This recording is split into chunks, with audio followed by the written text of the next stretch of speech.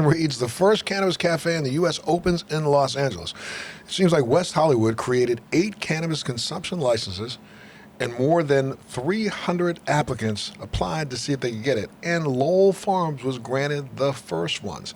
The restaurant says that makes it the first business in the United States to be fully granted or to be granted a fully legal cannabis consumption license, which means that you can consume cannabis on the premises. And you know, our guest today is an advocate for the legalization of cannabis and works with local activists and also innovates edible cuisine infused with cannabis. She's also the editor of CannabisMD.com and was recently named one of the top 10 cannabis chefs in the country. She's also runs a company that's called Elevation VIP Cooperative, which is a catering service that specializes in infused cannabis products. And just an amazing guest, and I'm so excited to be here today. Please welcome Chef Andrea Drummer. Thank you, Chef, for being here. Thank you for having me. Holy moly, what a big resume. I'm listening. I'm like, that sounds amazing. You are amazing. I mean, let's back up here for a second to make sure everybody understands. We're sitting in, and if you're going to take a look around, this is a beautiful restaurant called the Lowell Cafe. And, you know, other than the fact that I can smell a little bit of the remnant from last night, you know. Do you really? Yeah, that's okay. no different. Well, you know, I have a discerning nose, exactly. but you know, this is no different than any really, I'm telling you, top five-star restaurants in Beverly Hills. This is such a beautiful environment, but it's in a beautiful environment that you're allowed to consume cannabis on the premises while you eat. Correct. That's true. Was this your idea? It was a group of us that came together and kind of came up with the idea. I think because I was doing it initially in private spaces, then Lowell thought it made sense to partner with me. That's amazing. And, you know, now I want to start from the beginning. First off, you are a chef by background. I mean, this is... Absolutely. You studied, but you weren't always involved in the cannabis industry. Not at all. Talk a little bit about that history. Talk about that history. As a matter of fact, in your younger years, you were pretty much against cannabis, right? I was completely against cannabis. So my first career was in the nonprofit arena, and I worked with at youth programs with quote unquote at-risk youth. I say quote unquote because we're all at risk at some point in our lives. Absolutely. So I was an advocate completely against the use of cannabis, and was part of the propaganda of just say no and cannabis being the gateway drug, and advocated for that for many years. So coming from there to here is a complete turnaround. And that's a big journey, but something, and I think it's kind of maybe what happens to almost everyone who transitions when it comes to their thoughts about cannabis. You had a personal reason why, correct? Well, yeah, it was a medicinal initially. It was a gradual change for me, a gradual shift in perception, moving from the East Coast to the West Coast, and being able to really see for myself that the plant wasn't as harmful. It didn't look like it looked on the East Coast. Right. It looks like an actual plant. But you went through some medical issues of your own, right? So the medical issue was sciatica. So had a bout with that, and was working in corporate more or less, and came to understand in a state where we have legalization, I could still lose my livelihood and my job if I consumed cannabis as for medical reasons, which didn't make sense because at the time cannabis was strictly medicinal. Right. In California. So yeah, it just didn't add up to me. And so I think that for that reason and for other reasons, that's where the advocacy came in for me. Okay. And, you know, I look back, let's talk a little bit. You were in the corporate world as a chef, correct? Correct. So you worked for multiple, you know, Fortune 500 type companies, going in and doing what? I started at work at the Ritz-Carlton and helped open that property downtown Los Angeles. Worked for the executive lounge, and did the work for the club lounge, which is kind of like the high-tiered levels of the hotel there. Also worked for the Patina food group, did some work with Neil Frazier, who coincidentally was way ahead of his time he had a restaurant that did hemp pairings back in '05, I believe, but now runs Redbird in downtown Los Angeles. So did quite a bit of work. So you started working with infusing cannabis into foods In 2012. in 2012. Yes. And I mean, when you first started doing that, I'm sure that there was a hit or miss. Let me just back up and tell you that I fancy myself a little, novice, not necessarily a chef, but back in 2001, 2, 3, and 4, back way long before it was vogue, for people to consume cannabis. I was literally making poppy seed muffins.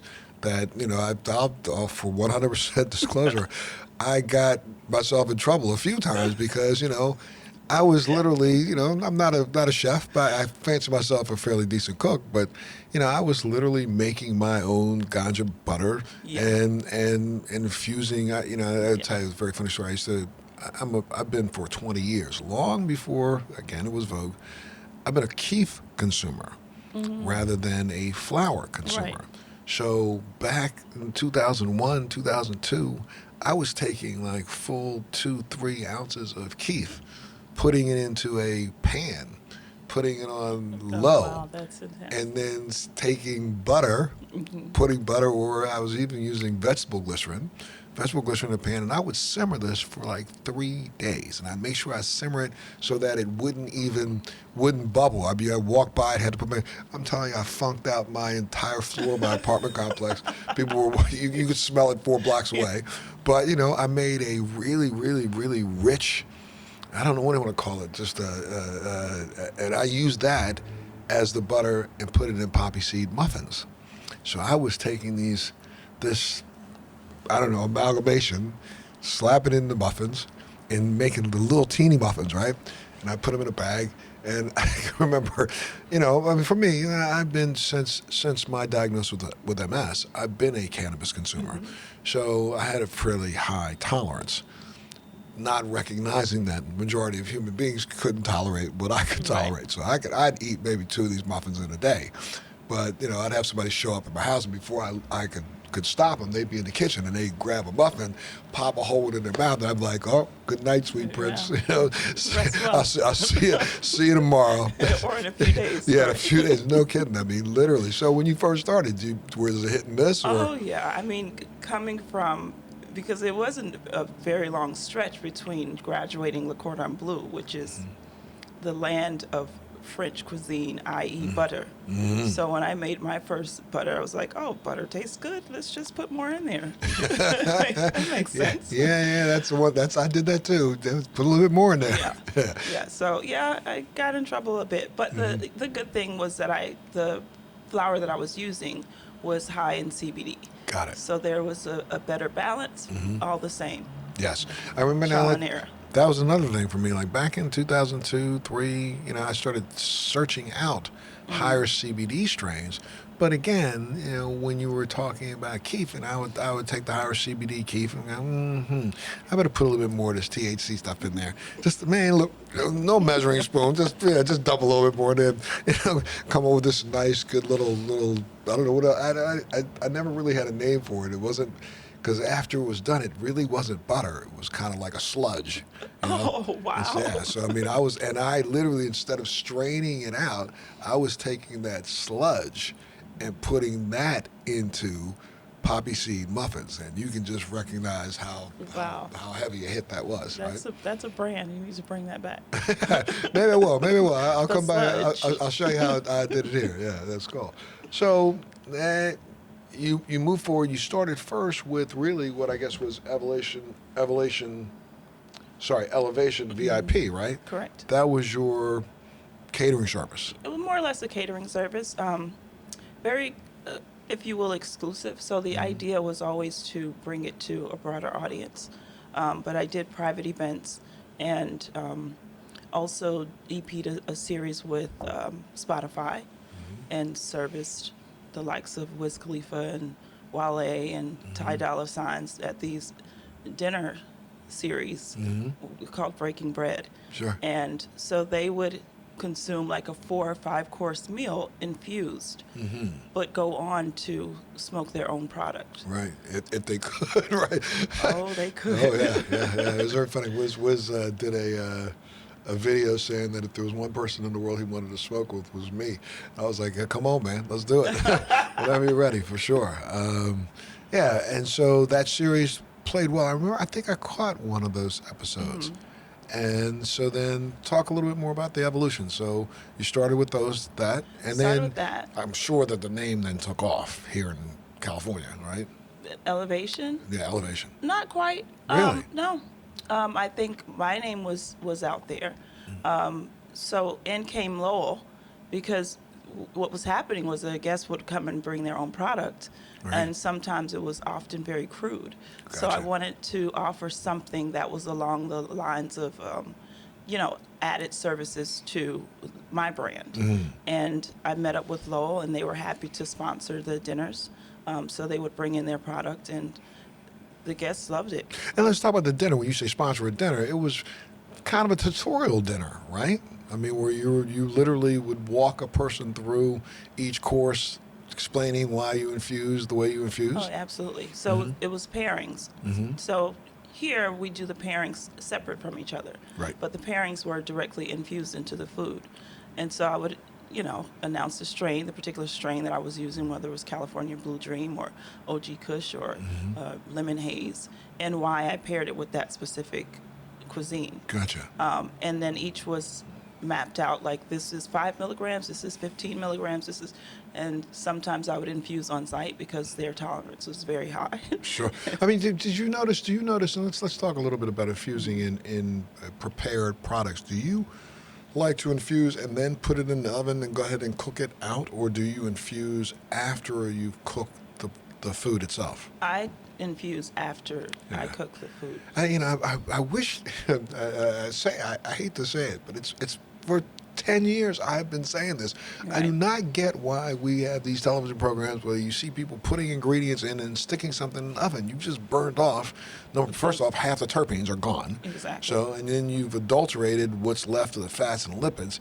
So why not infuse after? That's a better way to infuse. And it's probably a better way to consume, right? Oh, absolutely. Yes. Your body, of course, metabolizes food different, or THC differently, by way of eating versus smoking. And by way of heating it up also. Exactly. The hotter it gets, then, you're losing some of the efficacy as you heat it up. Exactly. And at the same time, you're changing that taste profile also because you're Very burning off the terpenes.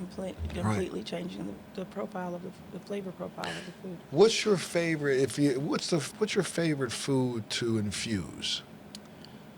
Oh, wow.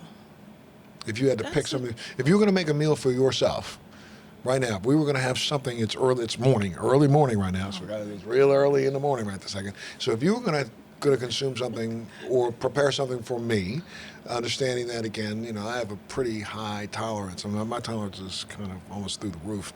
I've been consuming, on a daily basis for over 20 years. So, and again, long before it was Vogue, I was eating. I was actually taking that same sludge and using it as people would use pesto. I would use that sludge over the top Wow. of a piece of salmon or over the top of a piece of fish. Well, I don't know what I would prepare for you in that case. Some I- green I- eggs and ham. Yeah, well, green eggs and ham sound good. That sounds pretty good. I kind of like, and maybe it's just because, back in the back of my mind, I feel as if a fish product or seafood products are healthier. But for some reason, I like cannabis in seafood I can see or that. on seafood, Yeah. especially on fish. Yeah, because a lot of the flavor profiles have a lot of like citrus notes, so that makes complete sense. Yeah, especially when you're right. Citrus notes, because I'll maybe chop up some mango or chop up something else, another piece of fruit, saute that, then I'll put my sludge in that and put that on top of a piece of fish. Let me tell you, boy, it's like, hello. Yeah, that sounds interesting. Add some herbs to your sludge, some fresh herbs and lemon. Really? Oh, yeah, I got to start thinking about that. Yeah, as I do that. So, and when the idea and your approach about going ahead and partnering here at Lowell Cafe, and the licenses were being distributed, again, can you, if you choose to, infuse in the food here at the same time that you allow consumption on location? Currently, we cannot. Okay. The laws haven't aligned Right, as of okay. yet. We're still lobbying, still having those conversations, and hopefully that will change Okay. sooner than later. But the way it is now, explain how it works now. So I can come in and order a 3-4 course meal here, and you have, I really love the term, what's the term that you call them? You have almost like a sommelier come to the Yes. table, right? Yes, yeah, our flower hosts. Flower host. But they okay. are very adept to explaining the strains, and they even will take the lead and offer pairings as well. A very knowledgeable ladies and gentlemen. And they will offer pairings by way of a joint or Or pre-rolls, so pre-roll. you can buy flour or Okay. pre-rolls. We also have prepackaged edibles, teas, coffees, other drinks that we have. So pressed juices. So yeah, you could come and order food off the menu and then order flour off the other menu. So we have two And different menus. sit here and consume it at the same time. Absolutely. I got to come in here one night when the You place have is to packed. come. I Yeah. have to. I have to. Just give it about an hour. Gotcha. You know, it's very funny. My wife is not a consumer Oh, at really? all. Never has in her whole life. Oh, and, wow. You know, and I should say, yeah, no, never has in her life. And her job also requires that she can. But you know, I'd probably have to come do this visit by myself because she can't even. She's when somebody lights up, she's out of the room, and not because of the fear for her job or having to consume something. It's just that she's not, you know, very, very sensitive to the smell. Yeah, very, very sensitive. Well, I'm sure friends will be lining up to come and hang out with you here. Oh, absolutely. You know, maybe I'll put some invites out. Let's talk a little bit about, you know, just when you look at the way this has evolved, and you know, 5 years ago you would have never thought this would exist. Even here in California, as much as you know, I know that you know, we've been moving forward quickly and all across the country. Right now, what, I have 33 states and the District of Columbia that have some form of cannabis law. But the idea that a community would even allow this to exist in their community. All right. Well, I'm grateful for West Hollywood. We all are. I think there's two parts of it. You don't realize that someone would be as progressive, like the city of West Hollywood, and also like my partners. But in that I was doing it, my consideration was that it only makes sense that at some point this comes forward to a broader audience. Sure. And it's so grateful to the city of West Hollywood for being the first. I will tell you, I can. It reminds me, and I think the analogy is appropriate. It reminds me of a trip to Amsterdam. You know, and I used to. I mean, time back and again, go back 19 years ago Right. when I started consuming. You know, literally, I took a journey to what was then the cannabis mecca, which is, you know, Amsterdam. And, you know, you could roll into Amsterdam and, again, go into the cafes that were there. And a lot of people don't understand that those cafes didn't serve food back then. And some of them were only allowed to serve soft drinks and water. It took them from about 2006-07 when you started having a combination of them being able to serve alcoholic beverages and cannabis. But, you know, the chances of you buying something to eat there at that facility was pretty slim to none. You had to literally, you could buy your product, consume it there, walk down to halfway down the block, sit at a restaurant, eat, and they would frown upon you consuming cannabis there. You go right back up to the coffee shop, Oh, wow. consume That's again, and go back. interesting. Yeah, you really couldn't smoke and eat at the same place. Yeah, I think we have to change that narrative. I think we have to look at it in an akin way as we do alcohol. You know, no, you wouldn't dare to. I mean, of course, you have a liquor store, but even there, you can buy snacks. Sure, You know? right, absolutely. And I think, you know, that goes to the question of where do you think this is headed? I mean, do you think that is the city talking about giving you the opportunity to, number one, infuse in food, and so you make the whole experience a little bit more homogeneous, right? Yeah, I think we have to talk about it. You know, we have to continue to advocate for ourselves. right? And the community has to continue to advocate and say this is something that we want, because you're looking at a whole another demographic of people, some that aren't interested in smoking. We have a lot of patrons that are just reintroducing themselves into cannabis consumption from years ago, and they would prefer to have a bite to eat versus light up. Right. Especially we do know that, the effect can be different depending on, again, body size, individuality. Right. Has a lot to do with your own your own metabolism. But consuming cannabis in an edible form is Right. different than consuming cannabis smoked or vaped or Absolutely. tinctured or, yeah, right. Right, but we're introducing kind of a new,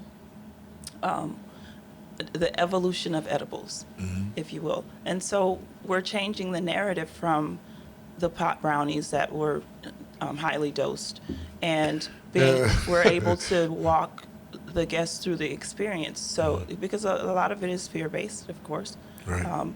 Someone may have had that one experience with the gummy bear, and now they're like, you want me to consume a full 4-course menu Right. of infused food. So, you're talking about now we have chefs who are trained and skilled who are coming into this line of work. And so we have to broaden our ideas and our notions about what edibles are looking like now, and cater to a bigger or greater audience. And that's making sure that you're infused with less powerful THC Absolutely. products Yes. that won't overwhelm someone. Absolutely. Right? Absolutely. And you spread that high out, if you will, over the course of the meal rather right. than knock you down with 2 or 3 bites, right? Exactly. Right. Now, has there been a lot of copycats or people trying? Well, I guess all 8 of the licenses were granted, right? So there must be 8 other facilities, but you're the one that's got the most press right now, which has been great. Well, the others haven't opened as of yet, but I wouldn't call them copycats. I think it's whatever comes forward is lending to the normalization of cannabis consumption in the capacity that we're doing it here at Lowell. So that's a good thing. It's healthy competition, and it allows others to see that we're not just a bunch of stoners, or that understand that there has been a misconception about cannabis consumption, and then in that hopefully we're able to change some laws and expunge records.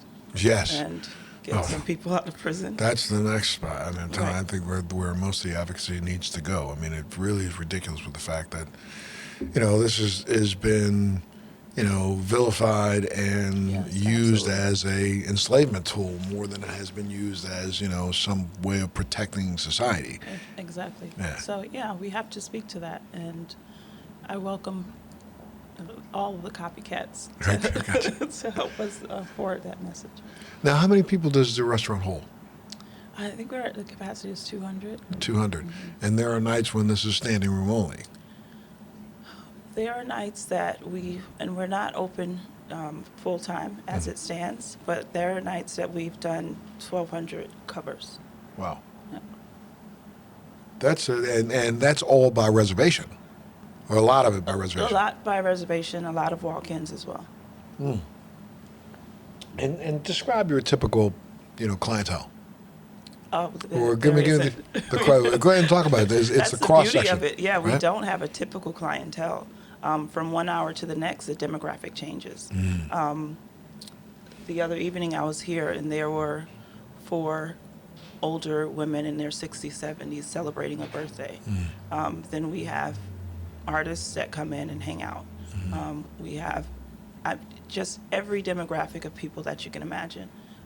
We like to believe as culinarians that our food brings people together, and it's so diverse, but this is the real deal. Like, this is one restaurant where you'll see every person from every walk of life here. Wow.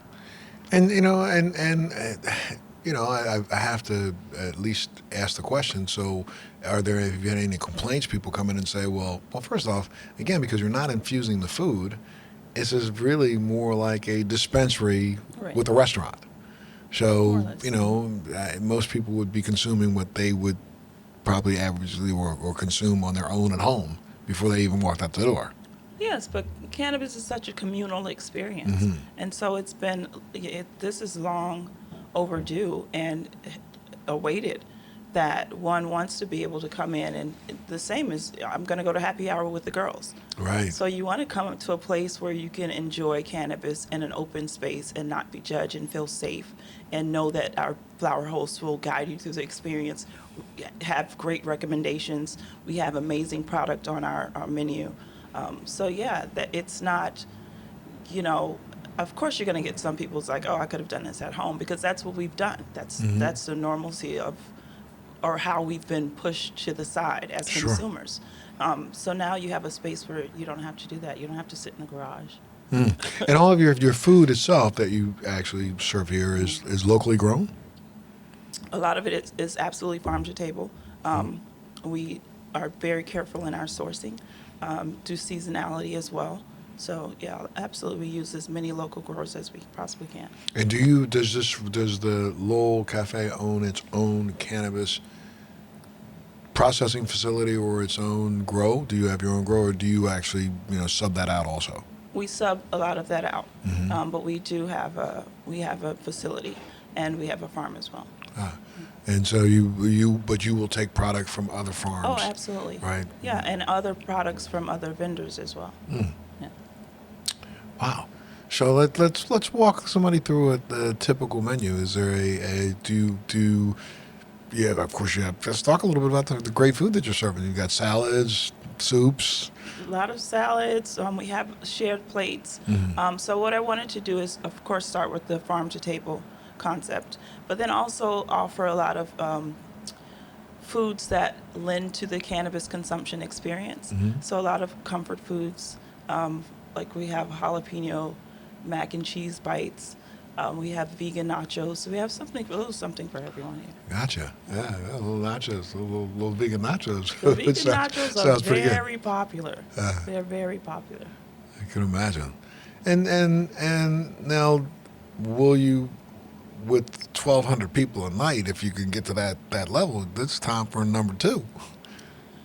Or are you thinking about, but you'd have to wait for the municipality to grant another We have license? to wait, and of course, I mean, the eyes are on what we're doing here, and I think other municipalities are interested and kind of taking heed and taking notes and seeing how they could elevate it or change it or adjust or whatever the matter.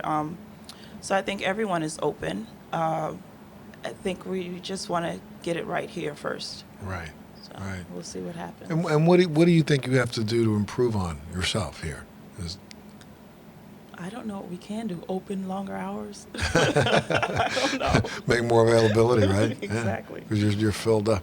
And I love the atmosphere. You've got this. I don't want to throw out names of other restaurants, but there are again Beverly Hills restaurants that I don't think are as nice as this environment. Yeah, we wanted to make it inviting. We wanted to make it something familiar, as you said, like any other cafe or restaurant, and not, take it out of the dark and into a sense of normalcy. Right. Yeah, that was very important to us. I like the garden settings also that you have, but the indoor outdoor, so that's pretty nice. Yeah. That must be. But I would imagine that, on a packed night, there's a cloud. Well, we have a great filtration Okay, system. sure. That is like a casino grade. Mm-hmm. So outside is pretty good. I mean, we do catch a lot of nice smoke in here, and I think the patrons inside really enjoy that because the light catches the smoke. Sure. It's a beautiful scene. It's great to watch. You got to come back. I definitely have to come back. I'm putting this on my list, and I'm hoping that a lot of people who are listening and tuning in understand that, again, Lowell Cafe, give your address out to make sure people know where to come. 1201 North La Brea Avenue. North La Brea Avenue in West Hollywood. West I'm telling you, Hollywood. it's very easy to get to, and just a beautiful atmosphere. Do you put you call them your flower hosts. Your flower hosts? Do you train them yourself, or these are people who come to you, having served as probably bud tenders or Oh yeah, at a other lot places? of them absolutely have plenty of experience. But our manager here, our bud manager, we do train them. Additionally, according for our standard. Gotcha. And so again, you've got bud tenders or flower hosts Flower hosts. that are extremely knowledgeable. They will come to the table and help you pair with whatever you've ordered food-wise. Absolutely. And based on your tolerance, Mm-hmm. what your typical consumption is, the type of bud that you may prefer, whether you want a flower or you're interested in renting one of our tools, our bongs. And you have bongs and dab rigs also, right? Absolutely. Okay. Absolutely. So yeah, they're very adept. Yeah, it's very interesting that just in general, let's talk a little bit about, the trends that seem to be happening nationwide. I mean, there was a push there for, a lot of people don't know that in the 60s and the 70s here in the United States, we had a lot of growers who worked really hard to grow the CBD, CBN, and other cannabinoids out of the plant, trying to push the plant as hard as they could towards a higher THC level. Excuse me, and I believe that when a lot of the regulations started changing around the country, almost everybody in the industry was trying to figure out if they could how they could put the highest THC level product on the shelf to sell. Right.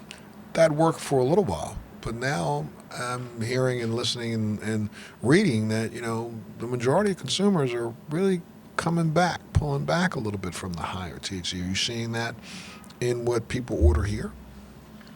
We have a great mix because we do have. I mean, our demographic is so broad. We have tourists that come in who may not have access to these higher levels of THC products, and they want to try it just for the heck of it. Right. But then you might have to help somebody navigate the door to get out, right? Exactly. So right? we offer anything from 5% THC to up to 22, I believe. Wow. Yeah. Okay.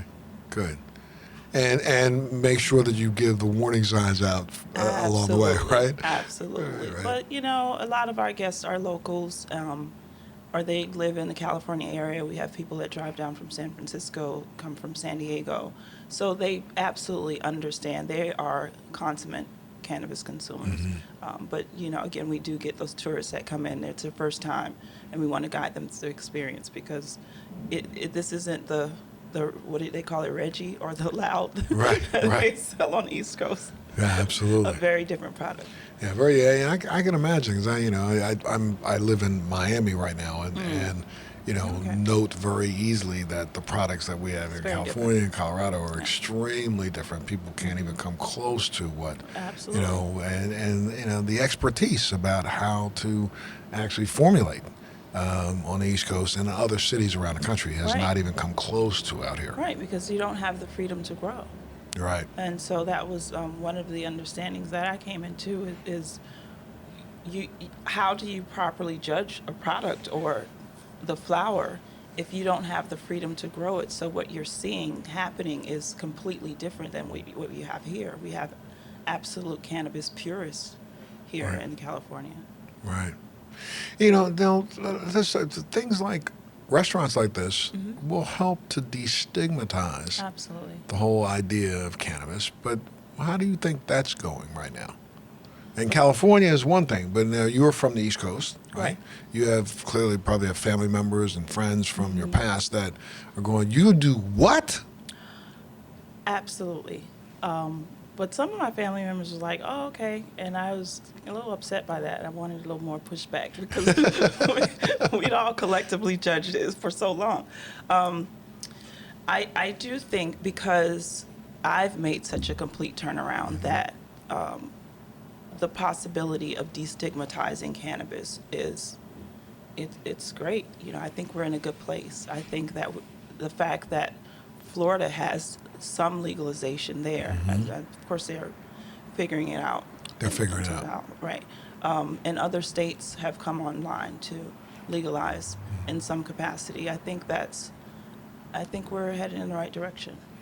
Yeah, I think the more and more people start to see the fact that the demographic that's consuming is changing. It's not just all about a bunch of stoners, if you Right. will. It's about people who are seeking relief from whatever it is that they may be Absolutely. seeking relief from. Absolutely. And identifying the fact that I've been I truly believe that the idea of recreational use is really a misnomer.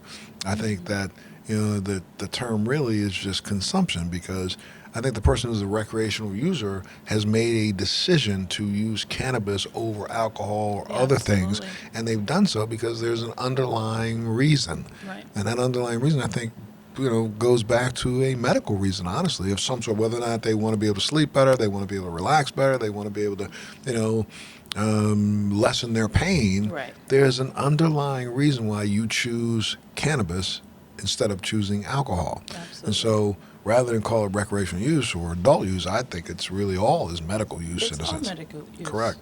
I hear some of the patrons speak of it as such too, and I Mm-hmm. mean, these are younger people who you would think are excited about the recreational, if you will, Mm-hmm. aspect, but they language in as such. Oh, I want to get medicated and enjoy and relax. Right, Yeah. right. It's like the idea of, 20 years ago, coming home and having a glass of wine. When you come home from work, you come Right. home and sit down and have Right. whatever your choice of consumption tool Exactly. is in cannabis.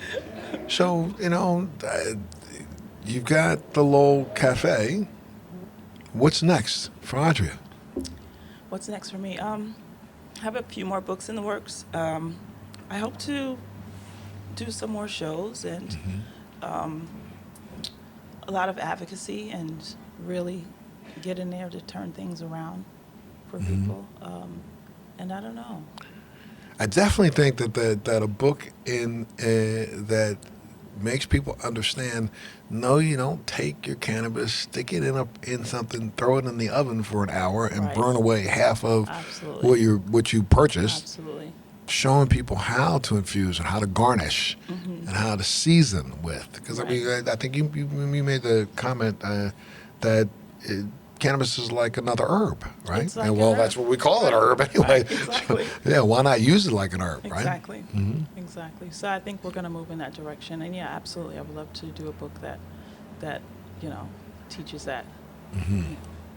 That's great. That's great. And now is there anything coming up that people could help out when it comes to advocating for allowing Lowell Cafe to actually infuse in food? Are there any town hall meetings or any legislative processes that are coming up that people could get involved with, or they can go to your website and get some information? They can go to the website and get some information. And that website is lowellcafe.com? lowellcafe.com. There you go. That's an easy one to be able to check there.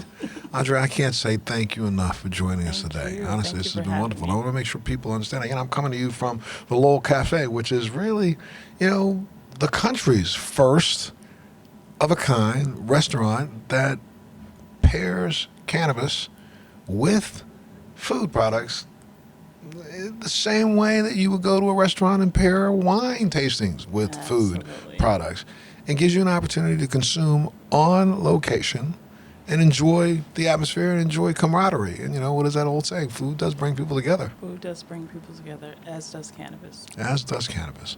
Thanks a lot. We've been listening to us today on Let's Be Blunt with Montel, and this is probably the bluntest I've been in a while. And I'm telling you, you need to come on out here to the Lowell Cafe, make a reservation, or you get turned away at the door.